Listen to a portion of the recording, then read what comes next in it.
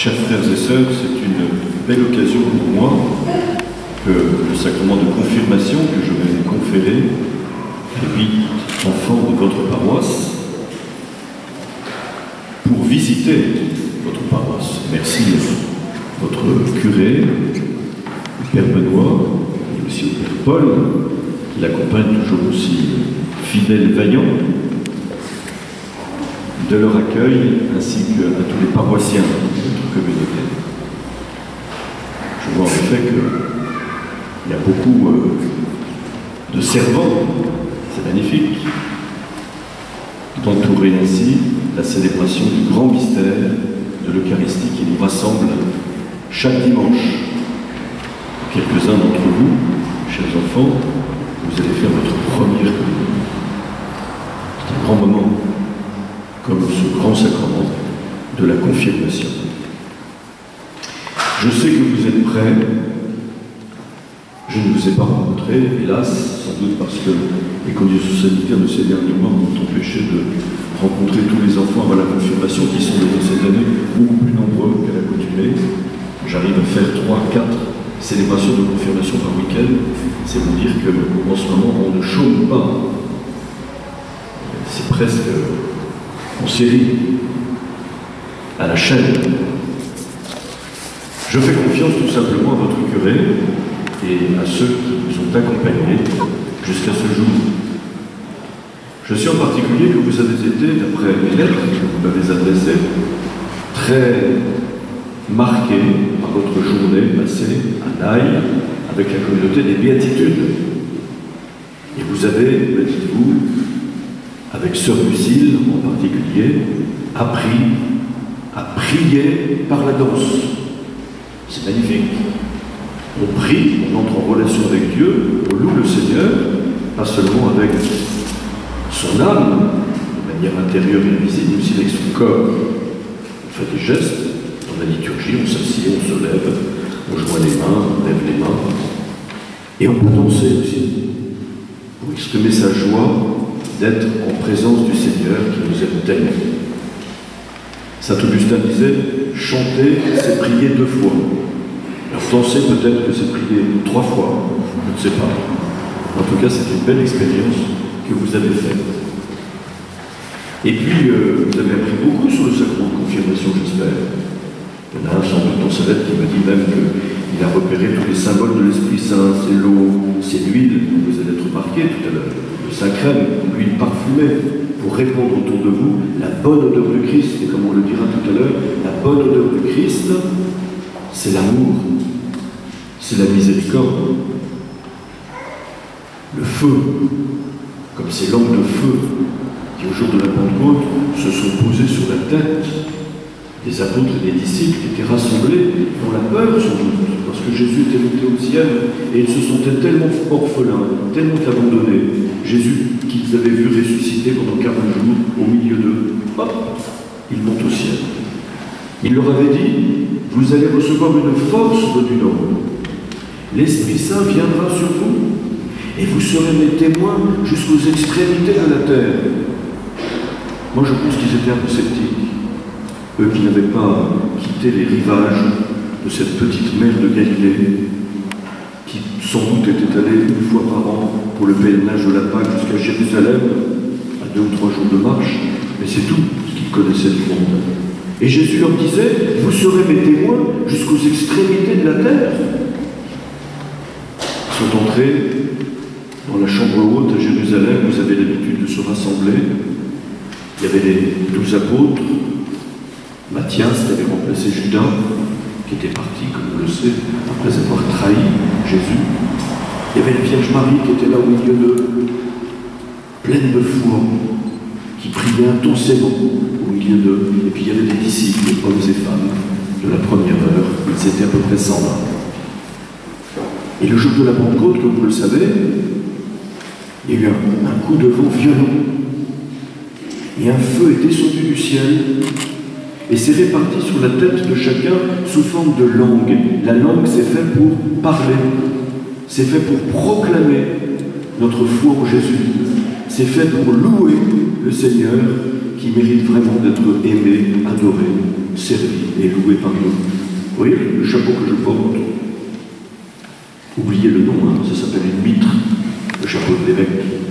Eh bien, l'un des symbolismes de ce chapeau, c'est de représenter ces langues de feu que les apôtres en particulier ont reçues, peut-être encore plus que les autres. Pourquoi? Parce qu'il fallait qu'ils proclament l'Évangile jusqu'aux extrémités de la terre, et ils l'ont fait tellement bien que 2000 ans plus tard, il y a des chrétiens partout dans le monde.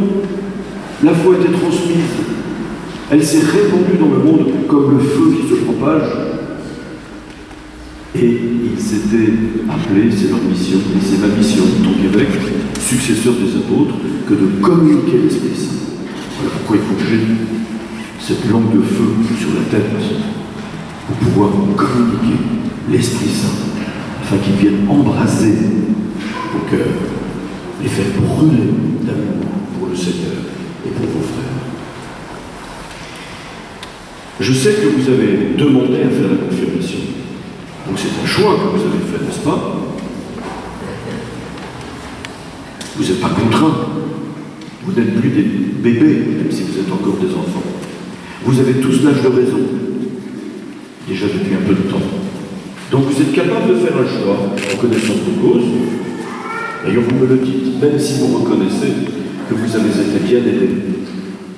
D'abord par vos parents, dans vos familles, puis la paroisse, le catéchisme, les prêtres, tous ceux qui vous ont protégé dans votre foi et qui ont mis dans votre cœur le désir de demander vous-même. Il y en a un ou une qui me dit « Pourquoi je demande la confirmation? Parce que mon père et ma mère ont été confirmés, alors je voudrais faire le même chemin qu'eux. » C'est magnifique. Je voudrais, mais je veux parce que la foi m'a été transmise par mes parents, j'ai eu leur exemple. J'ai eu leur encouragement. Parfois, ils m'ont même un peu poussé, mais je veux recevoir ce beau sacrement. Il y en a une qui me dit, c'est ma grand-mère qui m'a fait le catéchisme. C'est magnifique. Les grands-parents sont là aussi. Ils ont plus de temps peut-être que les parents qui sont souvent très occupés, n'est-ce pas, hein, pour transmettre la foi par leur exemple, par la parole, pour faire le catéchisme en particulier. Vous voyez, il y en a un qui me dit « J'ai grandi dans une famille de croyants. » C'est magnifique. C'est magnifique. Et puis ce sont mes parents qui m'ont inscrit au catéchisme. Et bien j'ai aimé. Je me rappelle d'un directeur d'un grand collège enseignement catholique qui disait, lorsqu'il recevait les parents pour inscrire leurs enfants, « Attendez-vous à ce que vos enfants, ici dans cette école catholique, entendent parler de Jésus. » Et attendez-vous à ce que ça les intéresse. Ils m'ont inscrit au catéchisme et j'ai aimé. Vous ne remercierez jamais assez vos parents de vous avoir accompagné, encouragé, d'avoir protégé la foi de votre baptême et vous avoir encouragé à demander ce sacrement de la confirmation. Alors c'est quoi le sacrement de la confirmation? Il y en a un ou une qui me dit, je crois que c'est lui plutôt, qui m'écrit dans sa lettre, je demande à recevoir l'Esprit Saint pour qu'il me rende plus forte dans ma foi chrétienne. Je crois qu'on a presque tout dit, mais je vais quand même le préciser un peu. Le sacrement de confirmation, c'est en effet, comme son nom l'indique, ce sacrement par lequel le Seigneur, à travers le don de l'Esprit Saint, dont vous allez être marqués dans quelques instants, va confirmer, c'est-à-dire faire grandir, affermir, fortifier, rendre plus fort le don que vous avez déjà reçu au baptême. Et ce don, c'est la foi. Quand vos parents vous ont présenté au baptême, pour ceux qui ont été baptisés tout petits, je crois bien qu'il y en a un qui a été baptisé il y a moins longtemps peut-être, je ne sais pas, qu'importe. Parce que j'en confirme tellement que je finis par plus savoir de qui c'est. C'est bien de vos lettres que je parle. Eh bien, on a demandé aux parents présentent leurs enfants au baptême. Que demandez-vous à l'Église de Dieu? Et le rituel leur fait répondre, la foi. Et que vous procure la foi? La vie éternelle, cette espérance. Jésus seul peut vous donner ce que personne au monde ne pourra jamais vous donner, malgré toutes les prouesses techniques et scientifiques dont les hommes sont capables. C'est la vie éternelle. au-delà de la mort, qui angoissent tellement nos contemporains aujourd'hui, parce qu'ils n'ont plus d'espérance, parce qu'ils sont fermés à la transcendance de Dieu. Nous croyons que la mort n'est pas un terme, et qu'elle nous fait entrer dans la vie éternelle avec Dieu, et que nous retrouvons dans la joie tous ceux qui nous ont précédés, et qui parfois nous manquent tant sur la terre. La foi. Pour devenir des adultes dans la foi. Vous avez entendu le texte d'Ézéchiel dans la première lecture, auquel répond l'Évangile, à travers en particulier cette belle parabole où Jésus compare le royaume des cieux à une graine de moutarde, la plus petite des semences du potager, qui a été semée dans la terre et qui grandit jusqu'à devenir un arbre, le plus grand du potager. Tellement grand que tous les oiseaux du ciel peuvent même faire leur nid sous ses branches, C'est magnifique comme image. Cette graine de la foi que vous avez reçue au jour de votre baptême, à travers le catéchisme, à travers la prière, à travers l'accompagnement de votre famille et de la communauté chrétienne, va grandir pour devenir un arbre. C'est cela le sacrement de la confirmation, qui fait de vous des adultes, un arbre qui est tellement bien enraciné qu'il peut y avoir de la tempête, du vent, il reste debout. Un adulte, c'est quelqu'un qui reste ferme dans la foi, quelles que soient les épreuves qui s'abattent sur sa vie. Il continue de faire confiance, comme nous a dit saint Paul dans la deuxième lecture. Nous gardons confiance, nous cheminons dans la foi, nous sommes encore dans ce corps qui peut être éprouvé tout au long de notre vie. Des épreuves vous en aurez, peut-être que déjà vous en connaissez. Mais un adulte dans la foi, c'est quelqu'un qui est fort par le nom de l'Esprit Saint, qui va vous confirmer, qui va vous affermir, qui va vous fortifier. Et figurez-vous qu'il n'y a pas besoin d'être une grande personne pour être un adulte dans la foi. Un enfant de 9 ans, par le don de l'Esprit Saint, peut devenir un adulte dans la foi. Vous croyez tout ça? Vous le croyez? La preuve, c'est que l'Église béatifie et canonise des enfants et des adolescents. Je pense en particulier à 2 enfants qui ont votre âge, ou qui avaient votre âge, lorsqu'ils ont donné leur vie à Dieu. Il s'agit de Jacinthe et François, qui avec Lucie, à Fatima, le 13 mai 1917, ont eu l'apparition de la Vierge Marie. Et au début, ils ne savaient pas que c'était la Vierge Marie. Jacinthe et François avaient 8, 9, 10 ans. Quand cette belle dame, revêtue de lumière, leur est apparue, Lucie, la plus grande, a dit « Mais madame, d'où venez-vous » Et Marie a répondu avec beaucoup de douceur « Du ciel. » « Ah bon? Et alors est-ce que moi j'irai au ciel? » « Oui, tu iras au ciel. » Et Jacinthe? « Oui, elle ira au ciel, très vite même. » Et François? « Il ira au ciel, mais à condition qu'il dise mieux son chapelet. » Vous voyez, la prière de la Vierge Marie, vous le connaissez, le Je vous salue Marie, que l'on égrène sur son chapelet, comme la Vierge à Fatima et comme partout à Lourdes, a demandé qu'on dise le chapelet. C'est un moyen pour aller au ciel. C'est la Sainte Vierge qui nous dit. C'est magnifique. Eh bien, ces 2 enfants, à qui la Vierge Marie aussi au cours d'une apparition a dit « Est-ce que vous voulez bien offrir des petits sacrifices au Seigneur pour la conversion des pécheurs ?» Ils ont dit « Oui, oui ». Ils ont été emportés, 8 et 10 ans, par la grippe espagnole, qui a fait beaucoup plus de victimes, comme vous le savez bien, que la Covid-19. 50 millions de morts sur leur lit d'hôpital, dans la souffrance, entourés de leurs parents, bien sûr. Ils étaient radieux, parce qu'ils étaient sûrs qu'ils allaient aller au ciel, et ils offraient leur souffrance pour la conversion des pécheurs. Ils ont été béatifiés par le pape Benoît XVI, canonisés par le pape François. Ce sont des saints. Ils sont morts comme des adultes dans la foi, fermes dans la foi, de leur sacrement de confirmation qu'ils avaient reçu avant leur mort. Je pense aussi à un jeune peut-être que vous avez entendu parler de lui. Il est bien plus proche de nous. Il est mort en 2006, à 15 ans. Il aurait 30 ans aujourd'hui. Un jeune Italien de Milan qui s'appelle Carlo Acutis. Vous avez entendu parler de lui? Il a été béatifié par le pape François en octobre dernier. C'est tout frais. Ce garçon, il est mort emporté par une leucémie foudroyante, la forme la plus douloureuse de la leucémie en 15 jours, à 15 ans. Et quand il est mort, quand il était sur son lit d'hôpital, dans la souffrance, que ses parents étaient autour de lui, il esquissait un sourire pour faire bonne figure, et il leur disait « J'offre mes souffrances pour le pape et pour l'Église, et pour aller tout droit au ciel sans passer par le monde. » Et ce qui a précédé cet acte d'héroïsme, qu'il était capable de faire dans la puissance de la grâce de l'Esprit Saint, de sa confirmation, c'est une vie toute donnée. Ce garçon, il était très jovial, beaucoup d'amis, on aimait sa compagnie, il jouait au foot, il était passionné d'Internet, d'abord de jeux vidéo, puis quand il a vu que les jeux vidéo, ça énervait beaucoup les autres, il s'est servi d'Internet pour connaître sa foi et pour transmettre sa foi. Vous savez quel était son secret à ce garçon, qui était si charitable? Il s'occupait de tous les SDF du quartier. Il était d'une famille aisée, mais il allait leur donner une couverture d'hiver, un sandwich pour manger.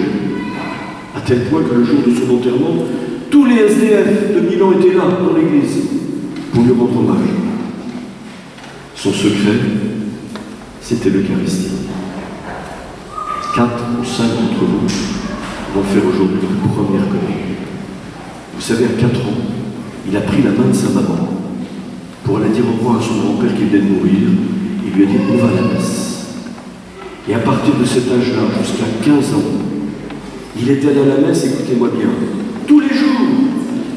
Sa maman confesse qu'elle était rentrée dans l'église jusque-là 3 fois dans sa vie.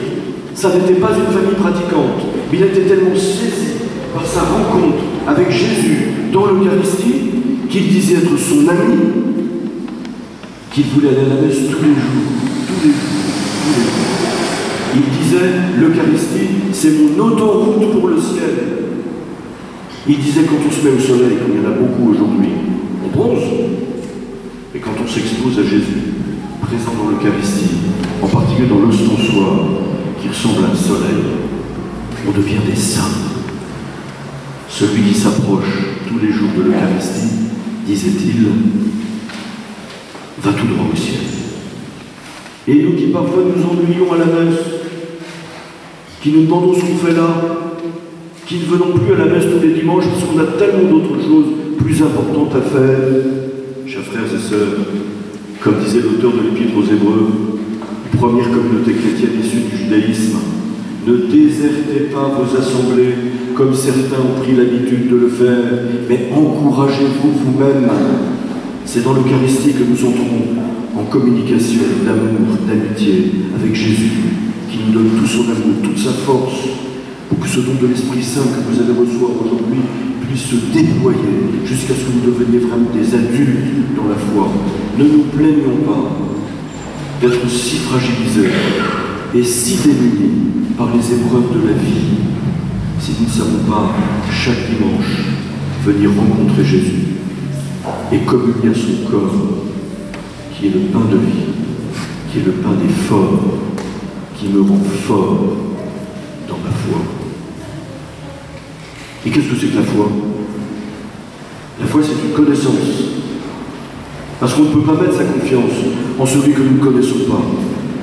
On ne peut pas instaurer une relation durable et solide avec quelqu'un que nous connaissons seulement à partir de nos sentiments ou de nos opinions propres, comme nous voudrions qu'il soit, mais pas comme il est réellement. On sait à quelle déception grave et à quelle séparation douloureuse peut conduire cette manière d'aimer. C'est pareil avec Dieu. On ne peut pas mettre sa confiance en lui de manière inébranlable, même dans les plus pires épreuves de la vie. Si on ne le connaît pas, c'est pourquoi vous avez appris beaucoup sur Jésus au catéchisme, n'est-ce pas? Et vous allez rendre compte de la connaissance que vous avez de Dieu tout à l'heure pour la profession de foi que vous allez faire. Vous répondrez fort tout à l'heure. Oui, nous croyons, oui, nous croyons. Vous êtes 10, mais il faut qu'on vous entende, jusqu'au fond de l'Église. Oui, nous croyons, nous savons en qui nous avons mis notre foi. Et il faudra toujours progresser dans cette connaissance. D'ailleurs, il y en a un ou une dans sa lettre qui me dit « Je veux être confirmé pour en connaître plus sur Dieu. » Parce que l'esprit de vérité que Jésus vous donne d'auprès du Père, il vous enseignera tout et il vous conduira jusqu'à la vérité tout entière. Mais la foi n'est pas seulement une connaissance, parce que Dieu n'est pas seulement une idée. Jésus n'est pas seulement un personnage qui est mort il y a 2000 ans et qui a été enterré comme tous les personnages de l'histoire que vous apprenez à l'école. Il est mort sur la croix, mais 3 jours après, il est ressuscité. Allez plus fort, il est ressuscité. Magnifique. Et donc il est vivant. On peut rentrer en contact avec lui même si on ne le voit pas. Il nous donne des signes de sa présence. Sa parole, son église, ses sacrements, l'Eucharistie. C'est merveilleux ça. Je suis sûr que vous avez l'expérience d'une relation personnelle avec Jésus. Vous priez le soir, non? Oui. Peut-être en famille pour certains. Ou tout seul dans votre lit. Vous priez, vous parlez, vous vous confiez à Dieu. Il est un confident, il est un ami. Moi, quand j'avais votre âge, j'avais fait un petit coin prière dans la chambre. J'avais une croix, une image de la Sainte Vierge et une Bible qu'on m'avait donnée. Et tous les soirs, quand j'étais tout seul, j'aimais lire l'Évangile et je parlais avec Jésus. Et je me disais que Jésus voulait que je sois son ami. Et c'était tellement fort que j'ai compris que Jésus m'appelait à devenir prêtre, parce que j'avais compris aussi que le prêtre doit être un ami de Jésus. Jésus doit être son meilleur ami. Sans toi, il ne pourra pas exercer vraiment bien son ministère au service du peuple de Dieu. C'est pourquoi il y en a plusieurs dans leurs lettres qui me disent « Je vais le confirmer pour me rapprocher de Dieu, pour être proche de lui, pour entrer dans cette relation d'amitié avec lui. » Mais je ne crois pas seulement avec ma tête, ni avec mon cœur, je crois aussi avec mes mains. Les mains, c'est d'agir. La foi doit inspirer une vie conforme à celle de Jésus dans l'Évangile. Il y a un agir spécifiquement chrétien. Vous savez ce que c'est l'agir spécifiquement chrétien? Qu'est-ce qui fait qu'on reconnaît un chrétien dans l'action et dans la vie? Vous le savez, je vais vous le dire, parce que vous n'osez pas me le dire. C'est celui qui est capable d'aimer son prochain. Pas seulement d'aimer son prochain comme soi-même, ça, tout homme aime son semblable. Il n'y a rien d'extraordinaire à ça. Nous avons été créés pour aimer les autres comme nous-mêmes, et plus que nous-mêmes. Car Jésus nous a laissé un commandement nouveau. Aimez-vous les uns les autres, comme moi je vous ai aimés. Et Jésus nous a aimés bien plus que nous-mêmes, que lui-même. Il a même sacrifié sa vie pour nous. Il a donné sa vie pour nous, alors que nous n'étions pas des justes. Jésus nous a appris à aimer nos ennemis. Il nous a appris à pardonner à ceux qui nous ont offensés. C'est ça la marque de fabrique du chrétien. Un chrétien qui n'est pas capable d'aimer son ennemi, qui n'est pas capable de pardonner à ceux qui nous ont fait du tort. Et humainement, c'est impossible, parce que sans lui, nous ne pouvons rien faire, comme nous l'avons dit dans la prière d'ouverture de cette messe. Il n'est pas un vrai chrétien. Nous avons besoin de la grâce de l'Esprit Saint pour changer notre cœur. Ôter de nous ce cœur de pierre, dur, fermé à l'amour des ennemis, pour recevoir un cœur de chair, tendre, pour aimer, comme Jésus nous a aimés. Quelle belle grâce vous allez recevoir avec ce don de l'Esprit Saint, pour rendre capable d'aimer petit à petit, progressivement, comme cela. Enfin, dans cet agir qui est spécifiquement chrétien, il y a le témoignage, comme les apôtres. Vous êtes appelés à devenir des témoins, la force de l'Esprit Saint qu'ils ont reçue, alors qu'ils étaient terrés, terrorisés, dans la peur, les portes bien verrouillées, car ils n'osaient pas, ils avaient honte de dire qu'ils étaient des disciples de Jésus, avec cette force de l'Esprit Saint qui a fondu sur eux et qui a envahi leur cœur. Ils sont sortis sur la place publique et ils ont commencé à proclamer que Jésus, qui était mort, est ressuscité, qu'il est le juge des vivants et des morts, qui nous a pardonné nos péchés et qui nous a ouvert le chemin de la vie éternelle. Voilà. Vous serez appelés à devenir des témoins par la grâce de l'Esprit Saint que vous recevez aujourd'hui. Si vous êtes fidèles à rencontrer le Seigneur. Au milieu des disciples, je vous ai dit tout à l'heure, il y avait la Vierge Marie au jour de la Pentecôte. Elle priait de manière tellement intense que leur cœur s'apaisait, se dilatait et s'ouvrait tout grand pour accueillir le don de l'Esprit Saint. Chers frères et sœurs, pour conclure, nous allons nous tourner vers la Vierge Marie. Et nous allons la prier pour ces gens, afin que leur cœur s'ouvre tout grand au don de l'Esprit Saint. Je vous salue, Marie, pleine de grâce, Le Seigneur est avec vous. Vous êtes bénie entre toutes les femmes, et Jésus, le fruit de vos